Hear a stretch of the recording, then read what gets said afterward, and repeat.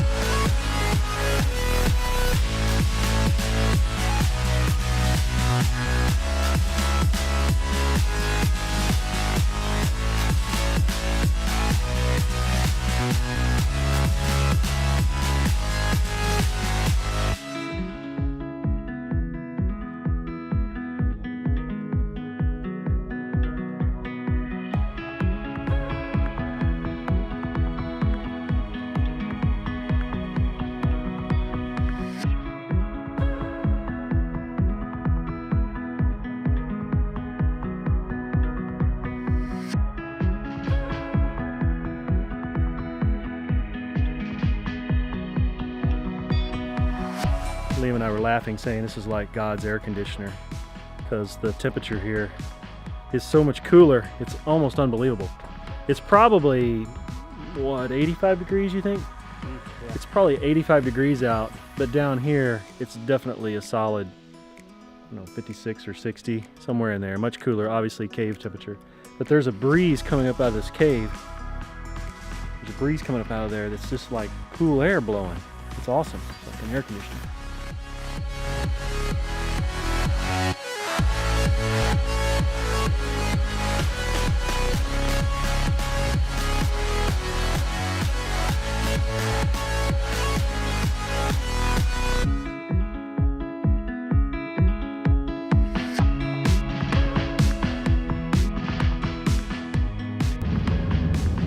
So Liam just asked me a question about how did you find the career that you absolutely love?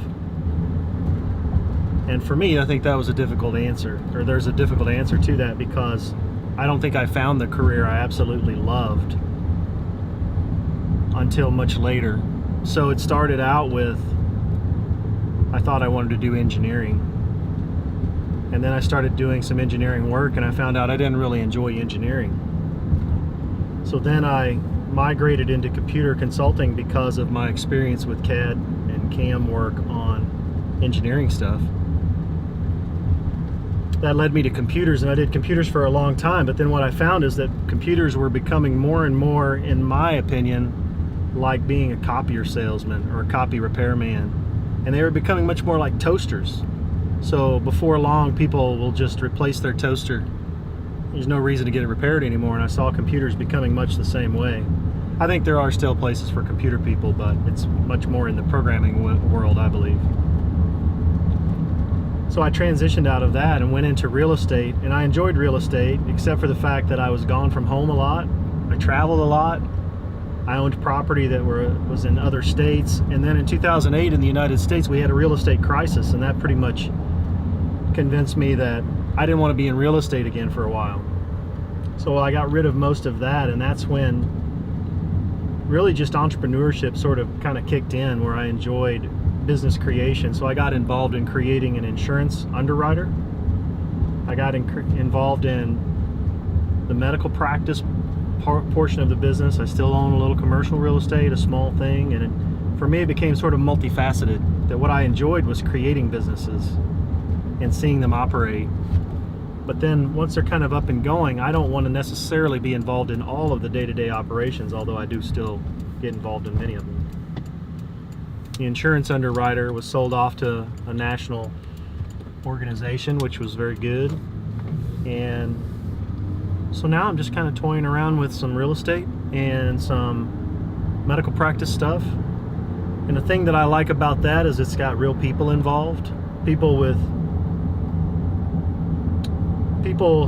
families and loved ones who are sick, and it's a real sort of service to those families and to the people in that population, which are the elderly. And maybe that's because my own parents are reaching that age, and I see many of my friends, their parents are reaching that age, and I see that they all need help, and there was a limited number of people who were doing that kind of work. So that's one of the reasons that kind of got involved in that. It sort of became sort of part of the purpose part of me. But for me, I didn't find the careers kind of found me, the other way around. But everybody's different. You may well find a career that you love, but I think that probably the most important piece of advice is don't get too locked into what you're doing, and don't be afraid to change, because you might find something else you really enjoy. That's it. That's my story in a nutshell.